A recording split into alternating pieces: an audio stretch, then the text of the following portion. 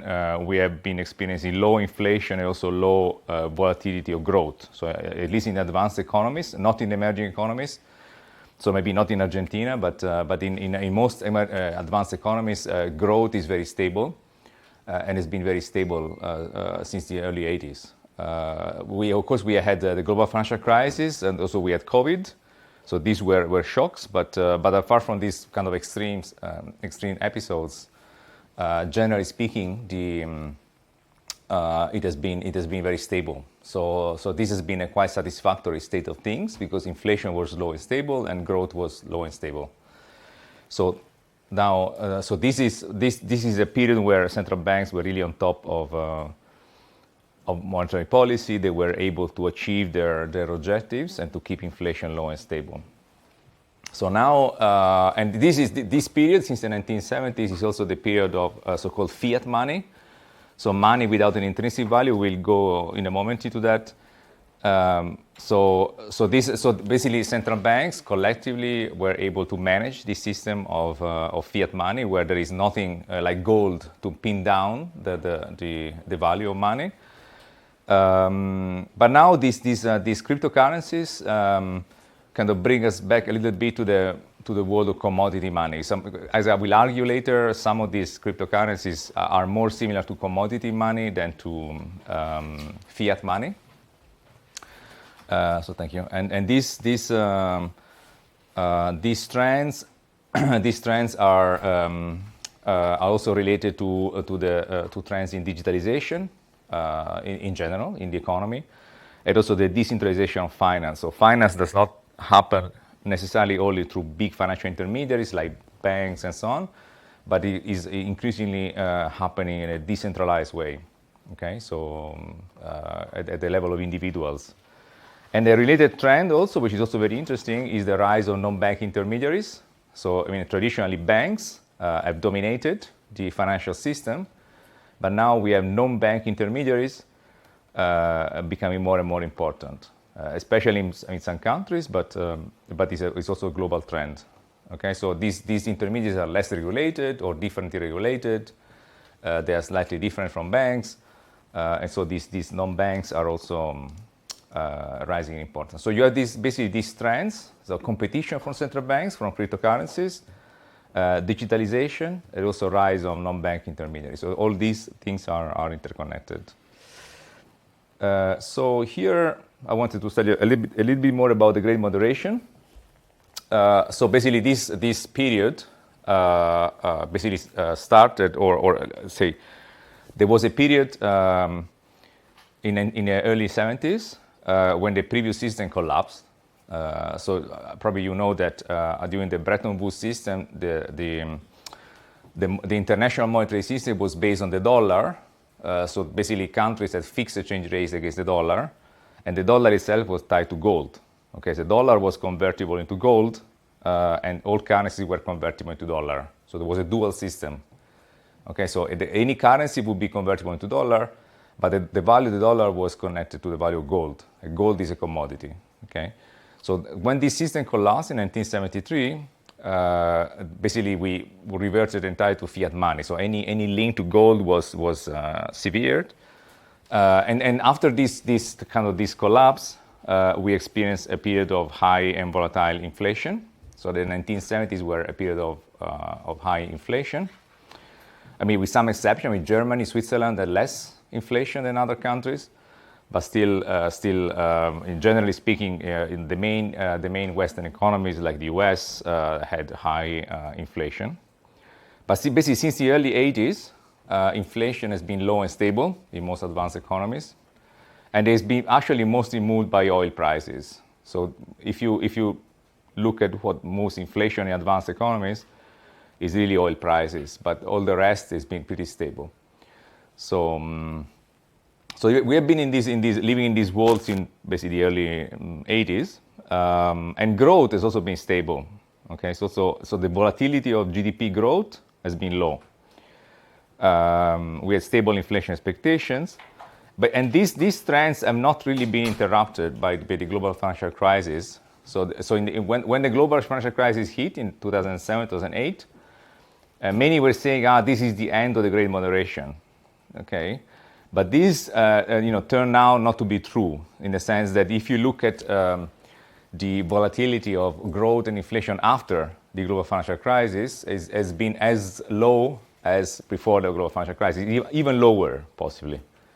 Okay, so after the great turmoil of the global financial crisis, things seem to settle back to the previous great moderation equilibrium, even a little bit better. Of course, now we have had recent shocks, the pandemic and now a war, and these, of course, are large shocks. So now there will be other discussions now whether this is the end of the great moderation or not. No? But I personally don't think so. So these, of course, are large shocks, and it's been peculiar that these large shocks have happened relatively frequently. In the end, I mean, basically in 15 years, we had 2/3 very large shocks. I mean, a pandemic happens only, say, once in a century, and the global financial crisis also.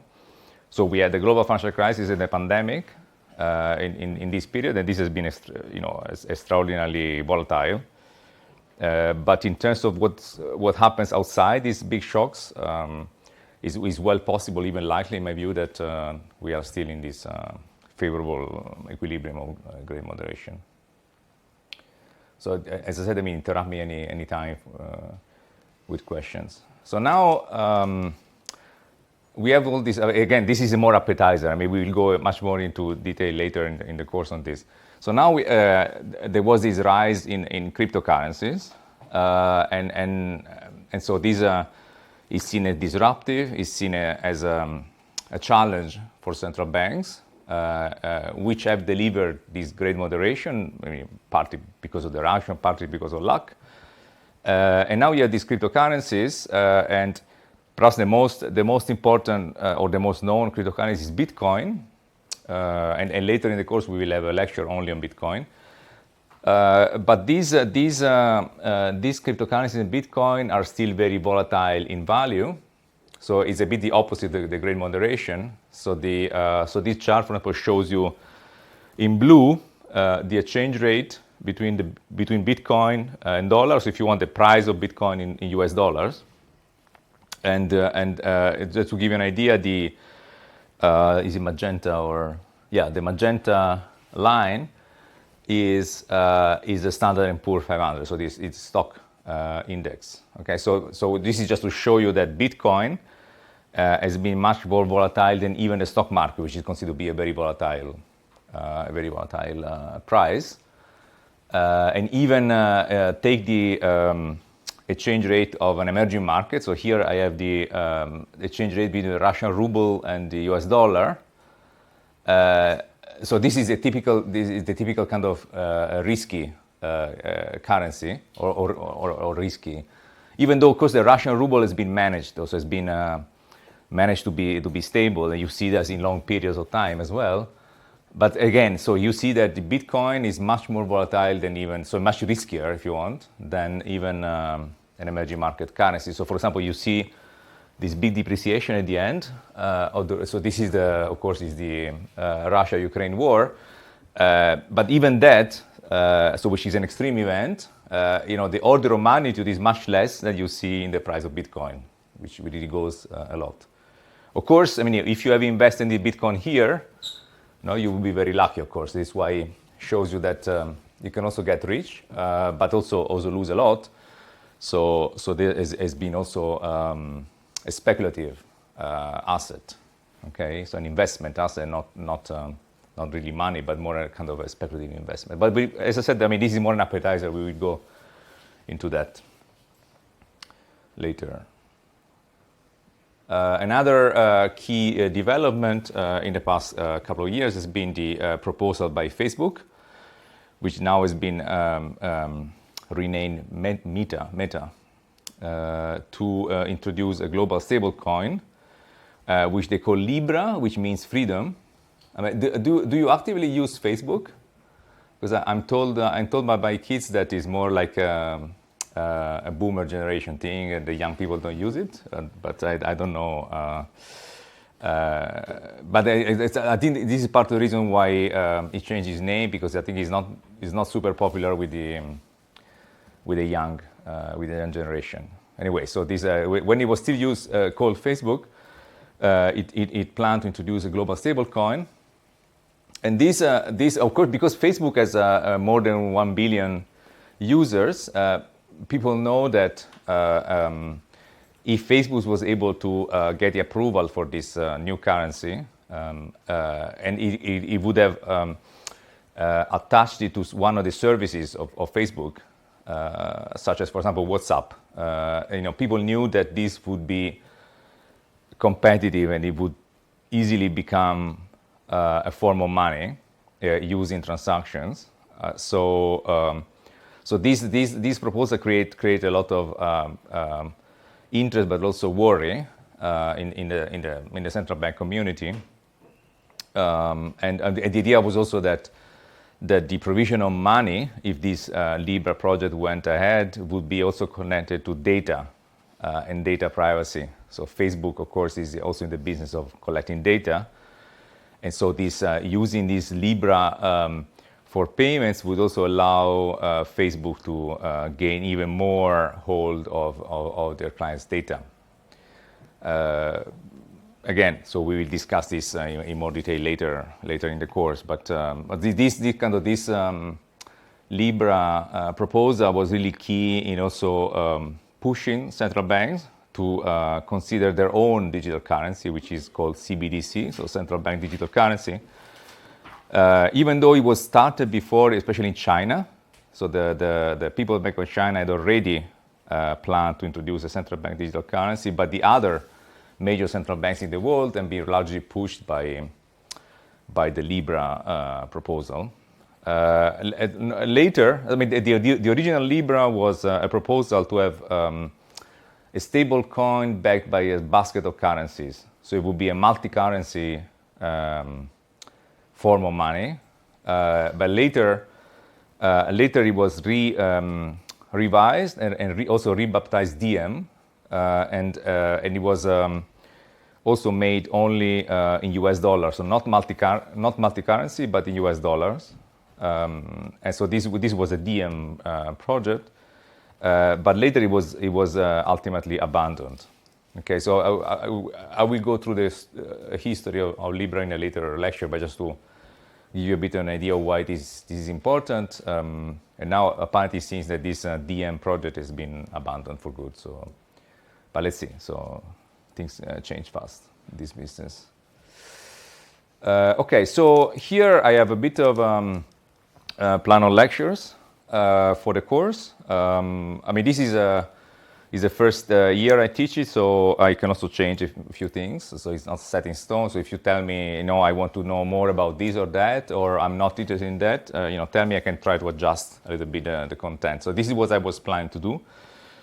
So basically today I have a lecture on the foundations of money, foundation of monetary theory, and so this is about the concept of money. I mean, perhaps for some of you, it's not new, but perhaps some reminder is useful.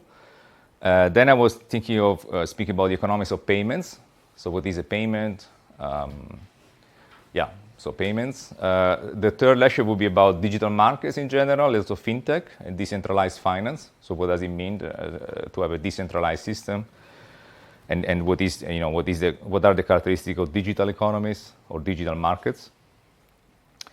Then basically in the fourth lecture I was thinking of having a bit of a taxonomy of digital currencies. So what is a cryptocurrency? What is a stable coin? What is a CBDC? So big definition. So how we define things. Then there will be one lecture on stable coins. So one example of stable coin would be DM, but there are other stable coins. There are probably hundreds or thousands of stable coins. And then there will be a lecture on Bitcoin and other cryptocurrencies. So about 80% of it will be about Bitcoin. Then I was planning to have a lecture of why the public sector should intervene. So all this is driven by the private sector. So why should the public sector be involved in this? So why should the public sector regulate cryptocurrencies or digital currencies? So one form of public sector intervention in this sector is the introduction of central bank digital currencies. So there will be one lecture only on CBDC, central bank digital currencies.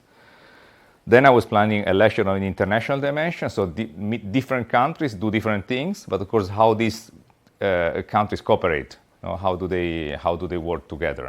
So if China does something, the US does something else, how does it intersect and cooperate?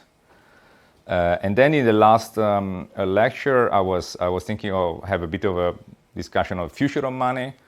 So what the future holds. So will central banks remain in control of money, or will there be like delegated to the private sector? So what kind of future can we envisage, and so on. But also, I always have a bit of a Q&A session in the last lecture, also to prepare for the exam. We will discuss the exam later, so don't worry, it's coming.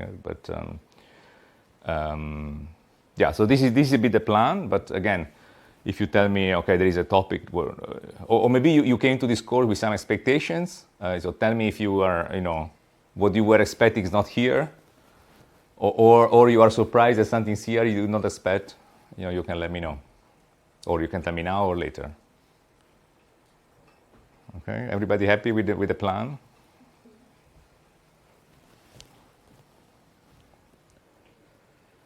Okay.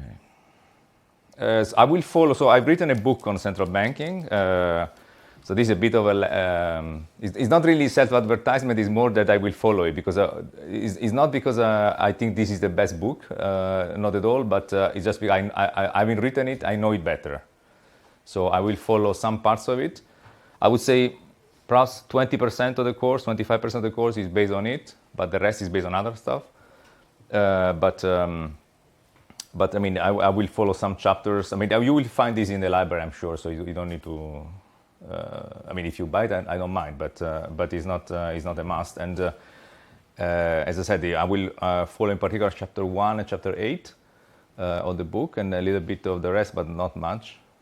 And again, it's mainly because I know it much better than other material, obviously. Okay, so now I have a few. I have a few slides on monetary theory.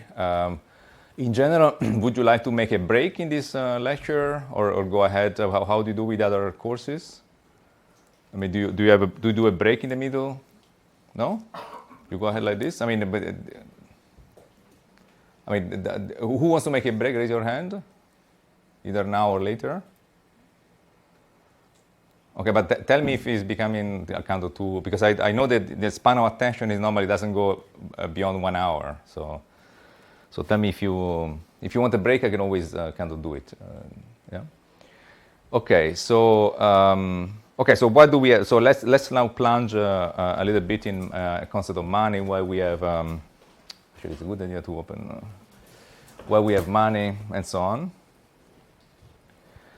Okay, so the main reason for having money is basically is what you have in the second bullet point here. So the fact that agents is us, people, tend to be concentrated in production and diversified in consumption, meaning that I produce a small thing of possible goods and services, but I consume a wide basket of goods and services. Okay. So this means that it's very hard to have a barter, because basically you would have. I mean, when you produce something and you want to sell it, you would have to go to many different people to get the diversified basket of goods and services that you consume. Okay, so if you say I sell lectures, but I want to have cars, food.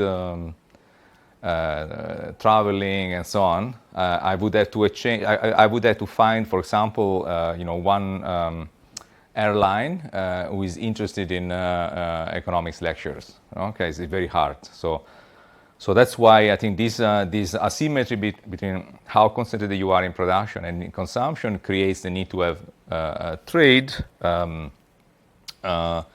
And so that's why barter is very hard. I mean, it's easy in a very simple economy where everybody does the same. So if you are in a village in the prehistory, and the only thing you do is kind of collecting, I don't know, gathering berries and hunting animals, then you can do that. But as long as as soon as the economy becomes more diversified and modern, it's very hard. So there are many papers and books about why barter is impossible, but I never found this so problematic. It's just that it's impossible for a modern economy where you have this asymmetry in production and consumption baskets. So you obviously have transaction costs, because if transaction cost was zero, so if it was costless to transact, then I would it would be easy for me to do this barter with many different people. Okay, so I would find eventually somebody in an airline who wants to have a lecture in economics, and then it would be easy for me to do this barter. But of course, this is highly unrealistic. So there are transaction costs. So whenever you would do a trade, there are some costs associated to it.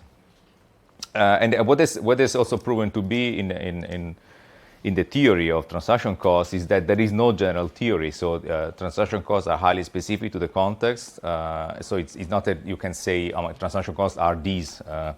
You can hypothesize the existence of transaction costs, but then you can write many different models about how these transaction costs exist. So that's why there are many models of transaction costs. There are models where for example, some of them are called search theoretic. So it's based on the idea that agents go around and randomly meet people who are interested in making a trade with them.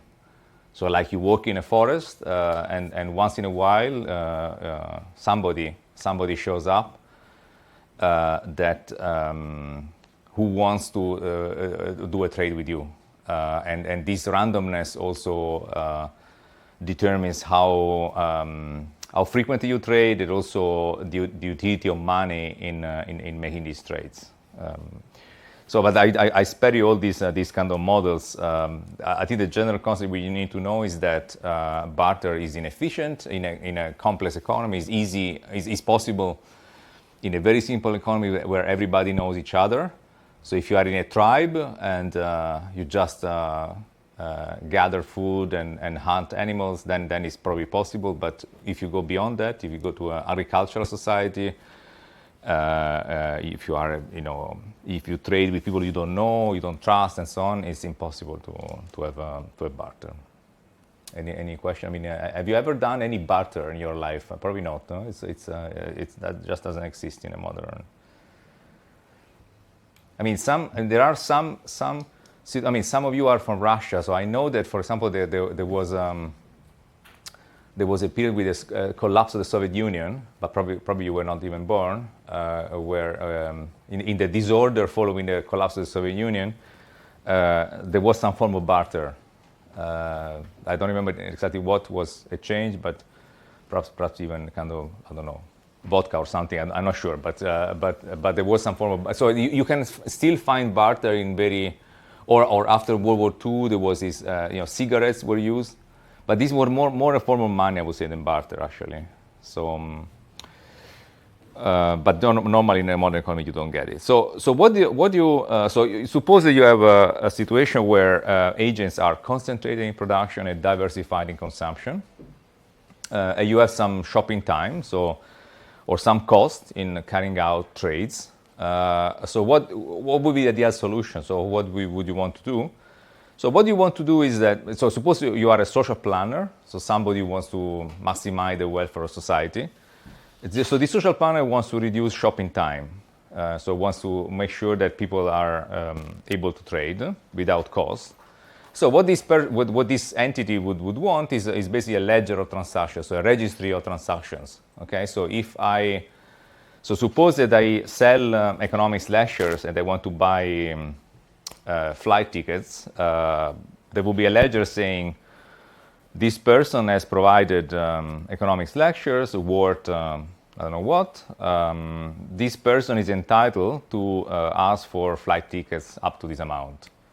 Okay, so this will be written somewhere in a ledger. Okay, so I don't need, in this way, I would not need to, find somebody on the other side who is interested in buying an economics lecture. Okay, I would simply, somebody will write, this person has provided this lecture worth this value. And then based on this entry in this ledger, I could go to a airline company and say, I have this asset in the ledger, in the registry. Then I want to use this asset to purchase a flight ticket. Okay, so and everything will be written in this ledger. Okay, so this, some kind of theory papers point out that this would be actually the ideal solution to the impossibility of barter. Okay, so you need to have a registry of all past transactions. Okay, so if you produce something, then this gives you a bit of a credit, an asset position in this ledger. The problem with this solution is that, of course, it's costly to maintain, and you also have trust issues. So you need to trust the person who is maintaining the ledger. Yeah.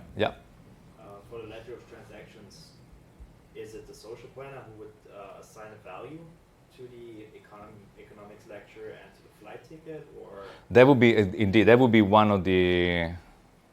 That would be one, but I don't think this is necessarily the main problem. In a sense, you could say, so there could be a unit of value, but you don't need to exchange money.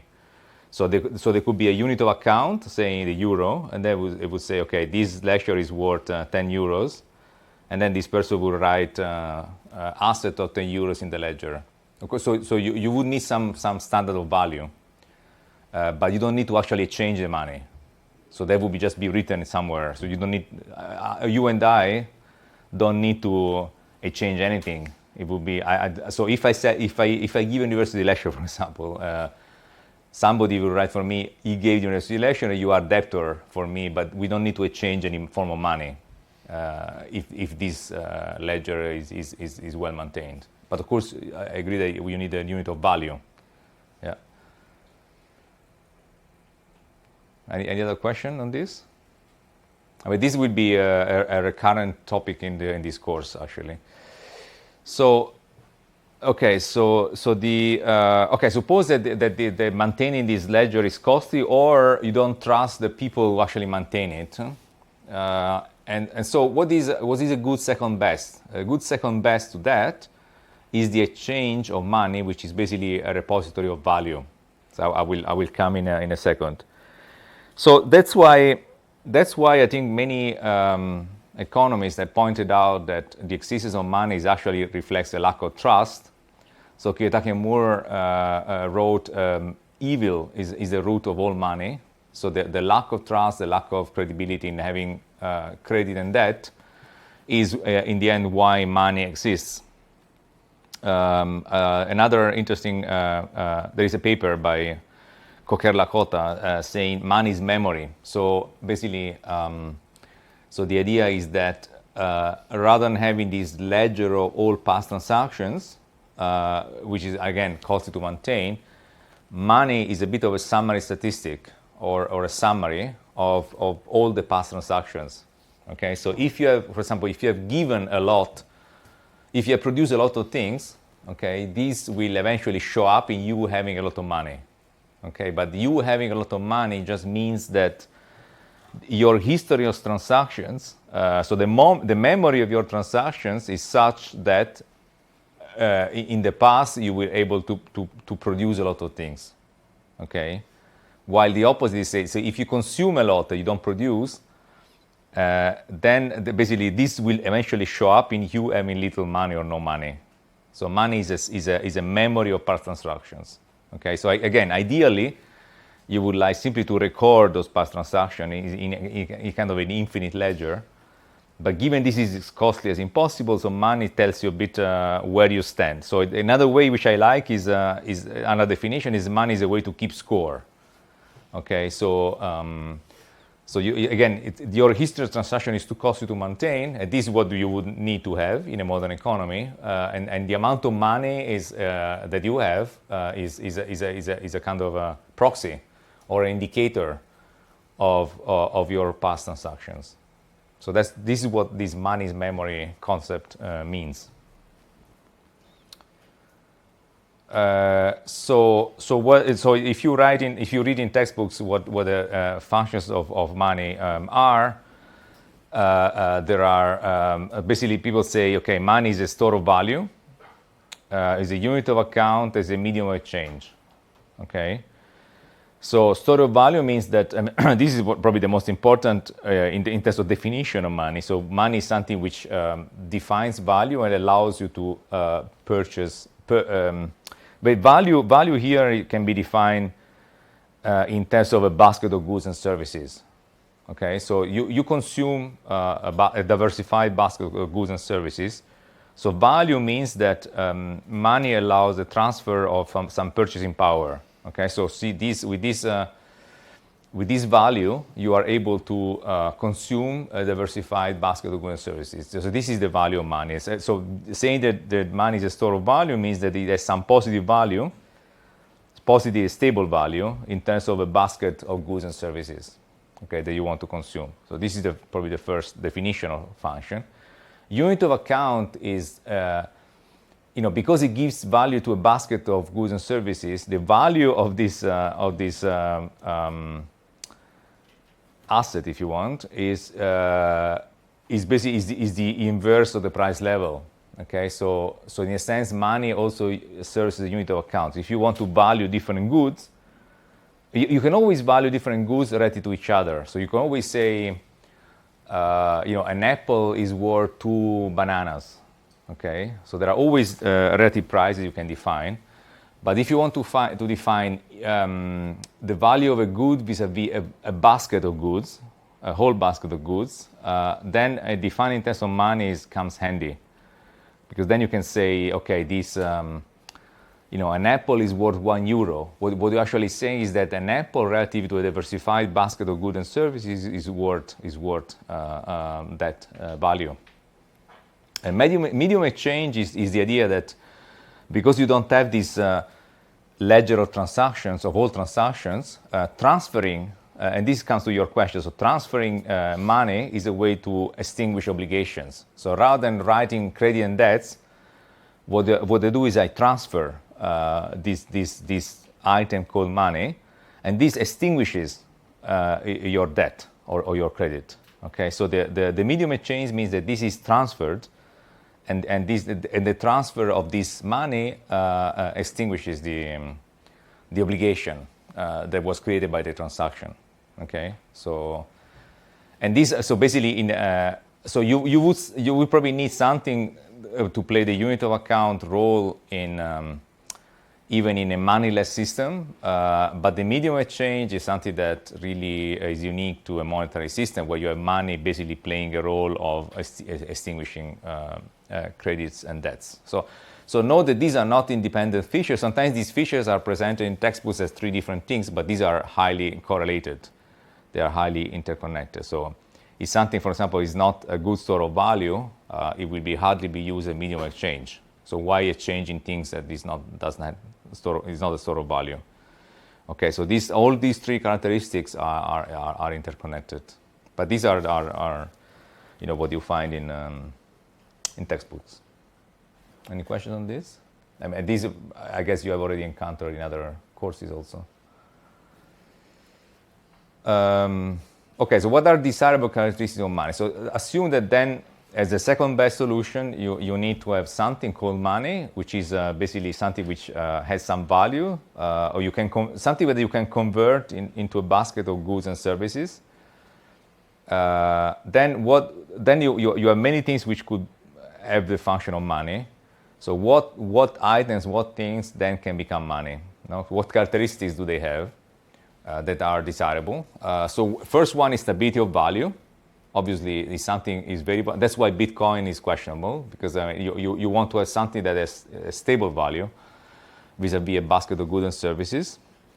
I mean, in particular, this trade is asynchronous. So if you sell economics lecture today and you want to buy a fridge in a month time, the money, if the money fluctuates enormously in value within a month, is not a good store of value because basically, within a month before you buy the fridge, you can lose or gain a lot of value. You don't like that. So you don't like variability or in particular, you don't like loss of value.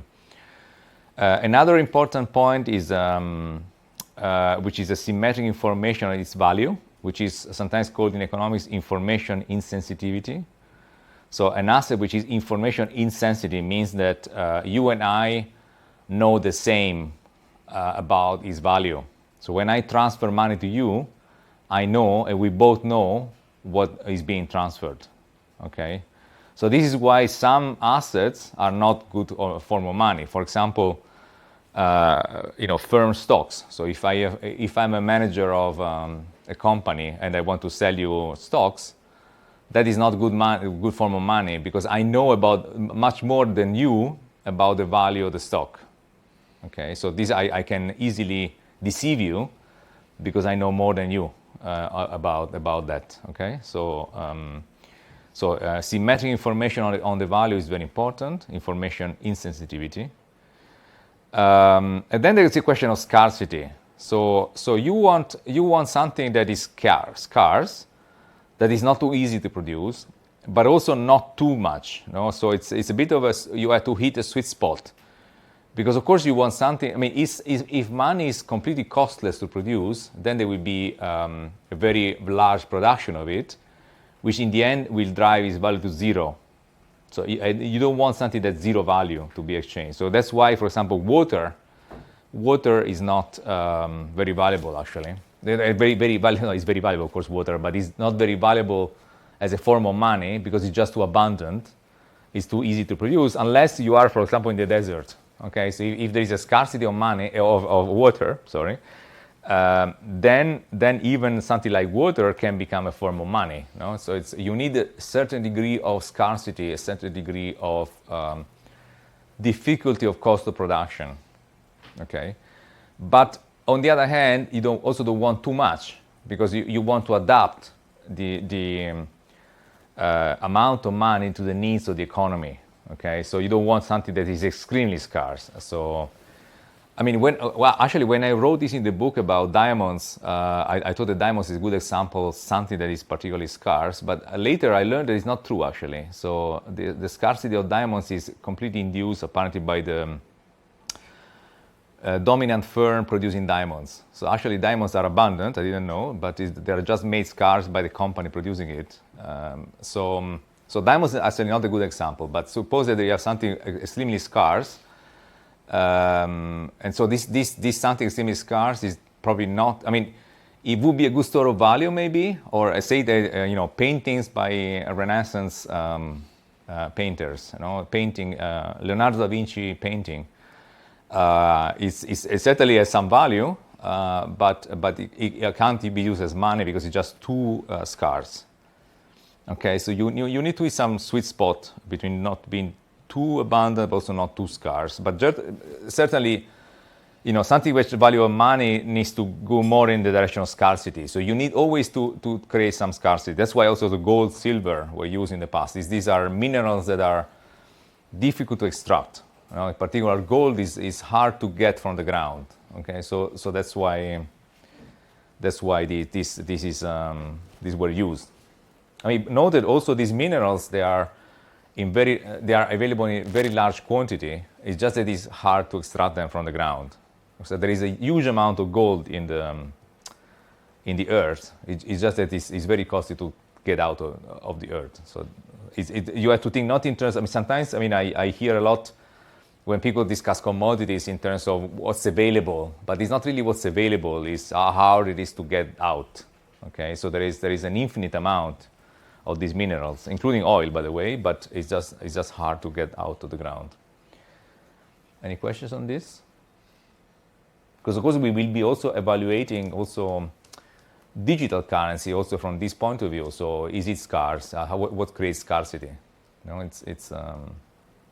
But also the elasticity. So if something is in fixed supply, then it's hard to believe that this is going to be a good form of money, because you need to adapt the amount of money to the needs of the economy. And this is also one dimension where gold eventually failed.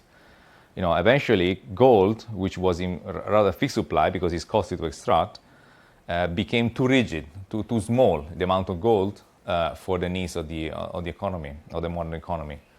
So that's why having a money which is in completely fixed supply is not necessarily a good thing, okay? Because you need some elasticity to the needs of the economy. So there's no questions on this. Okay, so here I wanted, because we will come that later, I have a couple of digressions to make. So one digression, which is I always find interesting, is what is intrinsic value, because we will discuss a lot about things which have or don't have intrinsic value. And one thing that one has to realize is that the intrinsic value depends a lot on social and legal order. So, I mean, it's often my father tells me, okay, he prefers to hold real estate because he says it's real. You can touch it. It's a real thing. He doesn't like financial assets because financial assets are paper, can evaporate. He has a feeling that things can evaporate out of his hands. But I mean, I always reply to him that actually what is really worth is not really the real estate as such, but is the document in the land registry that tells you that this is your property. So the document in the registry is, you can say, okay, it's a piece of paper, but this is actually what gives you the right to hold that real estate. So so probably the document in the land registry is more valuable to you than even though it is just a piece of paper, it's intrinsically worthless, than the real estate itself with its materiality, its bricks, the land on which it's based, and so on. So one has to think a bit deeper of what intrinsic value means, because it's always dependent on social order. You can have a castle, but then if the social order tells that this is not your castle, there must be a piece of paper that writes, this is not anymore your castle. That piece of paper has some important intrinsic value. Okay, so that's why the definition of intrinsic value is always nuanced and kind of difficult to pin down. And incidentally, this is why also the destruction of land registry is a very important disruption for society. So this happened in many wars, but it happens, for example, in Syria during the war. So when the land registry was disrupted, basically people didn't know, whose house this was, and whose. And I'm not sure if you have example in your countries. So so I just want to say that when in the context of money, when we discuss intrinsic value or not, is always a question of which depends on social and legal order. So when we say, for example, that fiat money is worthless,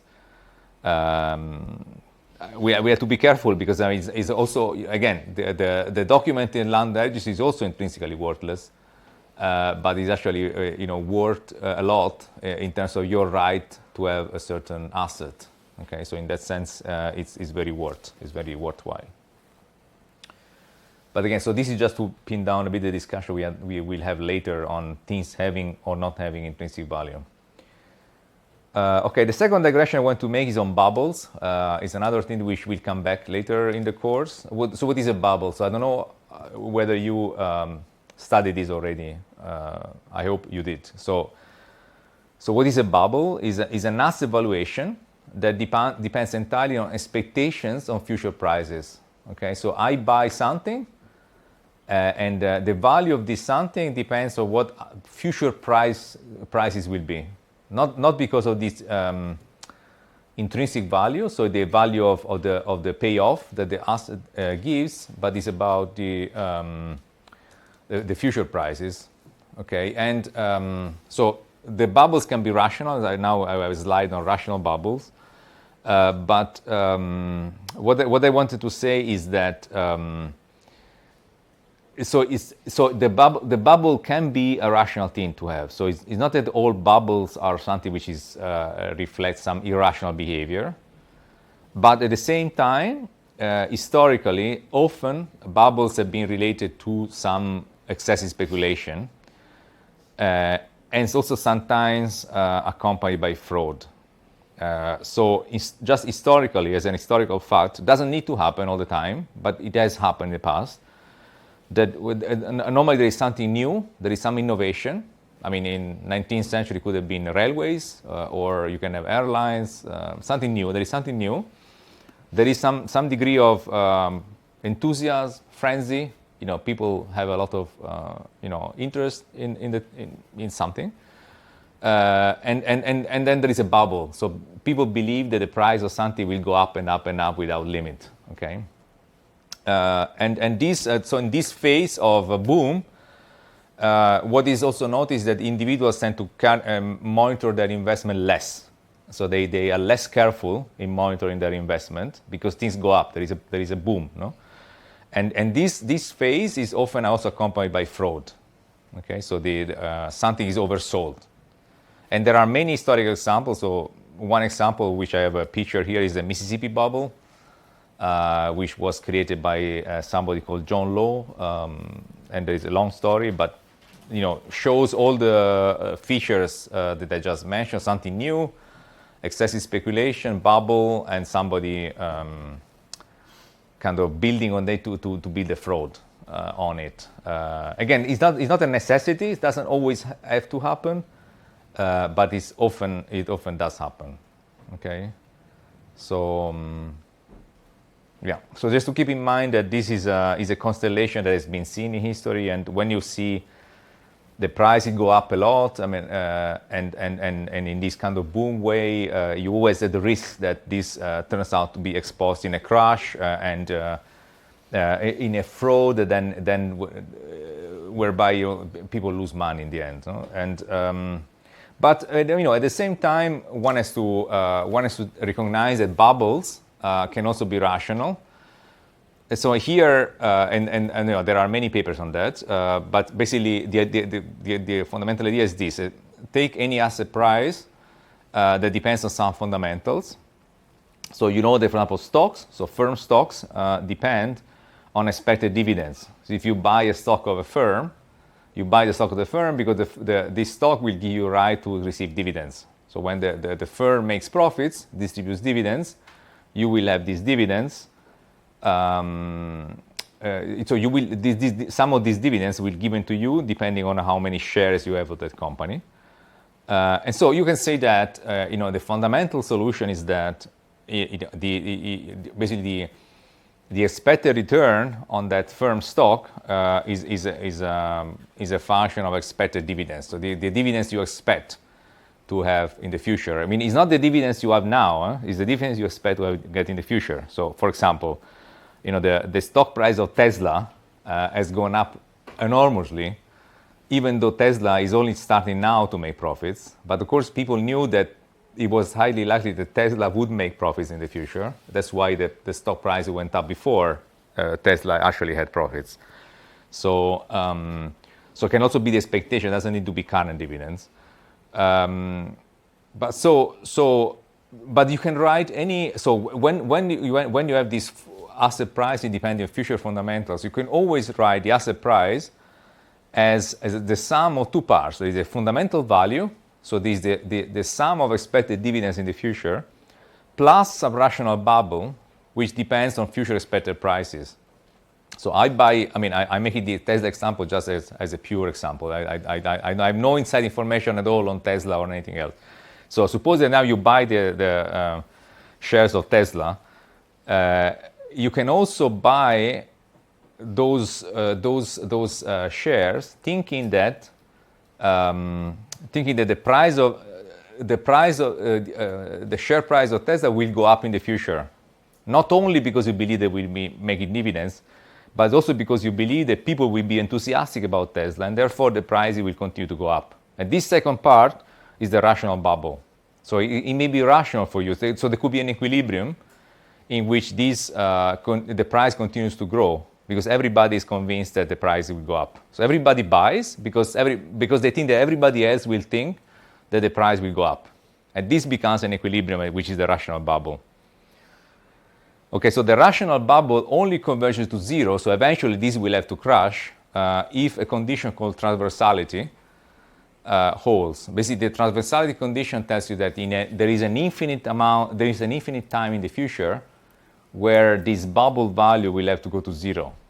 Okay, so if you take, between now and infinity, this kind of bubble component of the Tesla share price will have to converge to zero. But in any finite amount of time, it doesn't need to.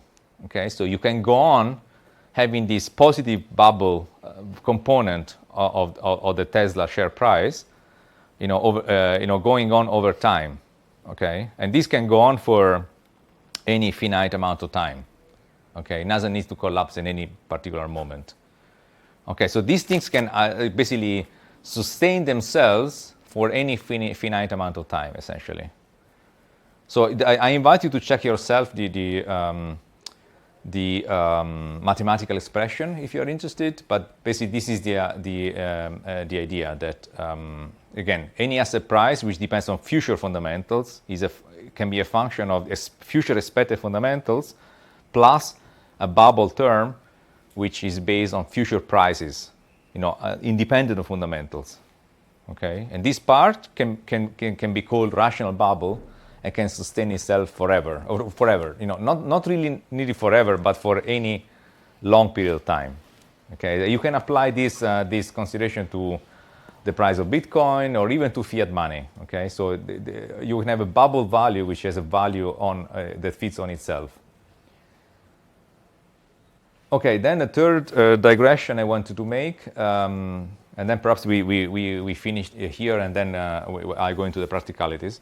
So the third digression I want to make is another concept that will come up a lot in the course, also in monetary theory and so forth, is the concept of network externalities. Okay, so what is a network externality? Because this is very important for money in particular. So a network externality definition is that the utility of a good or service depends on use by others. Okay, so I use a certain thing more because others use it. Okay, there are many examples of that. One example is language. The reason why here in Frankfurt I use the German language is not necessarily because I believe German language is superior in any way, just because other people use German. Okay, so I use the language because other people around me use language. And this is called network externalities in economics. And there are some interesting characteristics of goods that are typically subject to network externalities. So the first one is obviously increasing in terms of scale. Okay, so it becomes bigger, then it becomes even more valuable for the marginal consumer to use it. Okay, so Facebook becomes bigger as more and more users. Then from the perspective of me as an individual user, it's more convenient for me to join Facebook if many other people have already joined Facebook. Okay, so it is increasing in terms of scale. Once you are big, then you become even bigger because then things fix on itself. It's more valuable for me. So first thing. Second thing, often you have a first mover advantage. Okay, so you grow and grow and grow, and then it becomes more convenient for others to join the use of a certain product or service, and then the size itself becomes decisive in the utility that consumers derive from it. So this means that if you move first, you go on, and then even superior alternatives are not able to establish themselves, which then comes to the third point, which is the prevailing technology can be inefficient. So you can, because of this characteristic that the first mover has an advantage, once something is established, can even be second best, but it still has a dominant presence. So here I have the famous example of the QWERTY keyboard. Okay, the keyboard you have on your computer. You know that it was, I don't know if you know this story already, maybe many people know it already, that it was designed to slow down typing. So this was designed because the typing machines in the 20th century tend to get clogged. So you could not type, if you type too quickly, then they would get some problems. So they designed this keyword to slow down typing. But of course, you can see that this is irrelevant now with computers. But still, this keyboard is prevalent even now in computers. So why is that? Because people get used to it, everybody uses it, and therefore, for me as a marginal user, it's more convenient to use this than to use a more efficient version. So this means that this is just an example to illustrate that you can have a substandard product being dominant just because everybody else uses it, and it will take time for a challenger to overcome this advantage because of network externalities. So this is a key characteristic of goods that are subject to network externalities. So, but this leads to the final point. I mean, all these things are valid for many goods and services, but they are particularly valid in the digital world and also in the provision of money and payments. Okay, that's why I raised this, because they are particularly important for money. So the final point is that so this equilibrium of a particular good is can be very persistent, but is also fragile. So just making an example of the QWERTY keyboard, so this will have some staying power because everybody uses it. Okay, so they will have some staying power. But there could be a point in which people realize that there is a superior alternative. And once this happens and a sufficient number of people use the alternative, then the network externalities will favor the alternative. And then basically the incumbent will come crashing down. So people say that, or economists say that goods with network externalities are, you have this inefficient persistence of standard or substandard goods and services, but also very quick transition to another equilibrium once a credible alternative arises. Okay, so this, for example, is also a discussion which is also present, for example, in the use of international currencies. So the US dollar is the international currency, and I mean has some characteristics of a network externality, so has some inefficiency. And people say, okay, the dollar has been for many, many years the international currency. It has some staying power, some persistence, but whenever a good alternative, which can be the euro or the Chinese renminbi or whatever, or even Bitcoin, takes over, or at least reaches a critical mass of users, then the network externalities will start favor the alternative, and the incumbent will come crashing down, and then you have a quick transition between dominant currencies. So this is what some people say could happen, no? But this is something which happens in many other contexts. I mean, in the digital markets in particular, in computers and so on. Okay, so probably I stop here with the lecture, and I will go through next week. I wanted to say a few words about practical aspects, as I promised at the beginning. So, okay, so first of all, as you have probably seen, course and material is in OLAT. Okay, so everything will be saved in OLAT. Second, as I said already, attention and active participation during the course will be key. So if you are smart, you can prepare the course and the exam just during the lectures. I strongly encourage you to put away digital devices. They are a big distraction. I won't punish you if you see mobiles, but I strongly encourage you not to use them during the lecture. And also critical thinking, very appreciated. If I say something that doesn't make sense to you, just raise your hand. I don't get offended if you criticize me. I could be wrong, or so just intervene, and with critical questions is very fun. Is a university is a place where you should raise your concerns, not a place of that for me to transfer my knowledge, but it's more that we together, arrive at some knowledge, hopefully. So the written exam, the exam will be a written one, 90 minutes probably. I still have to think about the details, and I guess it's going to be towards the end of July. I don't know if anybody already has a date. No, but normally it's towards the end of July. I think it's 20th of July. Okay.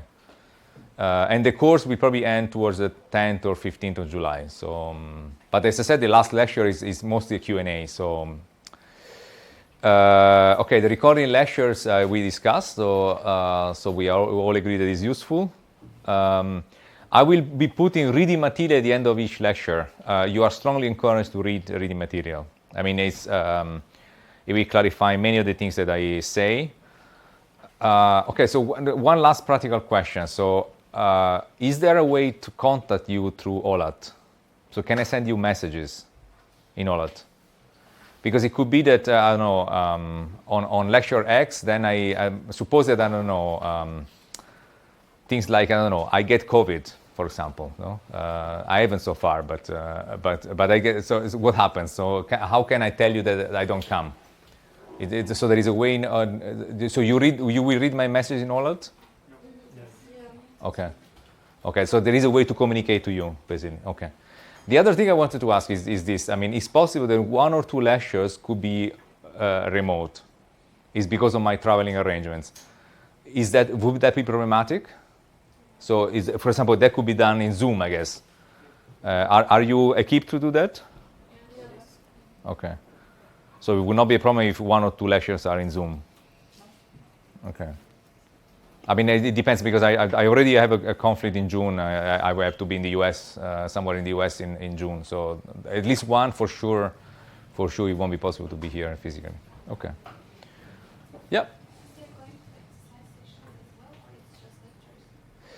I was thinking just lecture because I don't have really exercise to be made, but I haven't really thought too much about it. Also for this course, I don't have a teaching assistant because I for some reason related to the university, I used to have it last year, but at master level they don't give me a teaching assistant, so there won't be this kind of exercise hour.